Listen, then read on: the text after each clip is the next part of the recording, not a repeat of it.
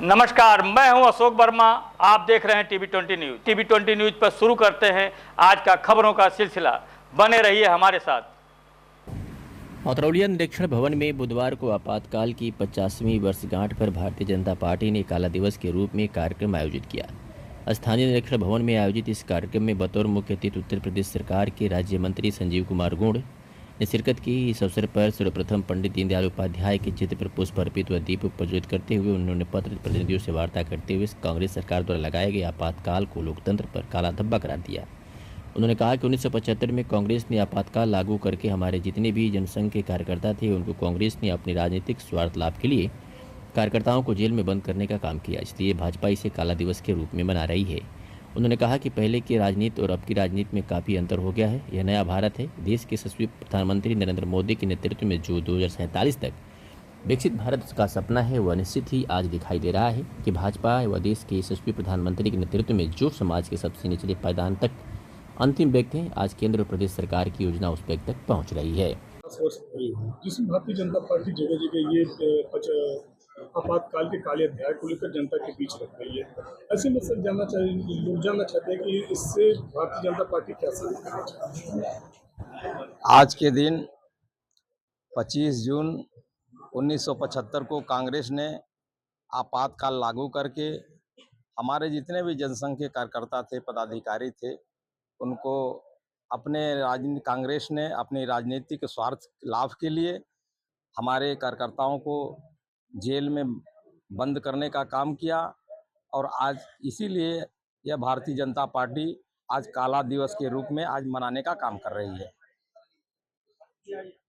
Sir, अगर आपातकाल की बात किया जाए तो उस समय आपातकाल के बाद एक नए राजनीतिक क्रांति की शुरुआत हुई है।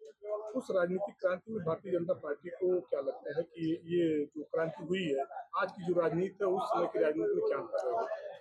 देखिए, पहले की राजनीति में अब की राजनीति में काफ़ी अंतर हो गया है। ये नया भारत है।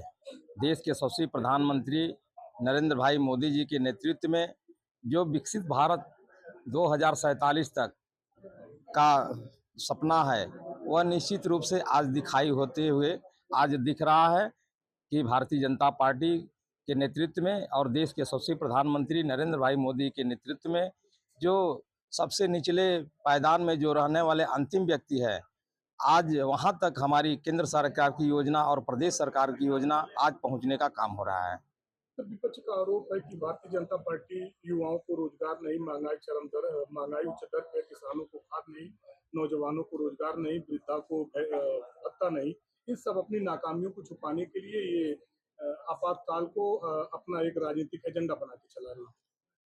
आप सब देखे हैं कि 50 साल इस देश में कांग्रेस ने राज किया और प्रदेश में समाजवादी पार्टी की सरकार, बसपा की सरकार, लेकिन किसी ने भी आम जनता के लिए कोई भी जन कल्याणकारी योजना के बारे में किसी भी सरकार ने नहीं सोचा। आज हमारे भारतीय जनता पार्टी हमारे देश के यशस्वी प्रधानमंत्री जी के नेतृत्व में आज वह पूरा काम होते दिख रहा है और विपक्ष के पास कोई मुद्दा नहीं रह गया है, इसलिए विपक्ष वाले अनाप शनाप बयानबाजी करते रहते हैं। अगर हम राजनीति की बात करें तो 2027 में विधानसभा का चुनाव है। ऐसे में आजमगढ़ और अम्बेडकर नगर दो जिला ऐसे हैं जिसमें भारतीय जनता पार्टी को नाम मात्र की जीत मिली है। ऐसे में सर भारतीय जनता पार्टी के कौन सा हथकंडा अपनाएगी कि दोनों जिला के वोटर भारतीय जनता पार्टी से प्रभावित हो? देखिए, 2027 का जो चुनाव होने जा रहा है, इसमें हमारी पार्टी और हमारे कार्यकर्ता संगठन के लोग लगे हुए हैं और निश्चित रूप से 2027 में पूर्ण बहुमत से सरकार पुनः बनेगी। अगर हम कानून की व्यवस्था बात करें तो उत्तर प्रदेश में लगभग 8,000 ऐसे इनकाउंटर हुए हैं जिसको एक तरीके से लंगड़ा इनकाउंटर कहा जा रहा है। फिर भी सर कानून व्यवस्था पर बहुत संतोषजनक रिपोर्ट नहीं आ रही। देखिए, कानून व्यवस्था के बारे में आज प्रदेश ही नहीं, इसका जो है कि उदाहरण अन्य प्रदेश भी लेने का काम कर रहे हैं और माननीय मुख्यमंत्री जी के नेतृत्व में आज जो कानून व्यवस्था की बात है तो आज उत्तर प्रदेश में एक नंबर की कानून व्यवस्था है। इसी का परिणाम है कि आज जो बड़े बड़े अपराधी थे आज भाग करके कहीं जेलों में चले गए हैं, कहीं दूसरे जगह अन्य जगहों पर जाकर के छुप गए हैं। सर आखिर तो 2027 में भारतीय जनता पार्टी किस मुद्दे को लेकर जनता के बीच में आई?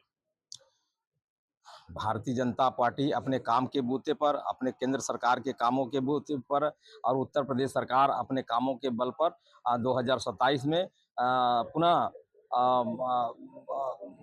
पुनः भारतीय जनता पार्टी माननीय मोदी जी के नेतृत्व में और योगी जी के नेतृत्व में पुनः सरकार बनाएगी।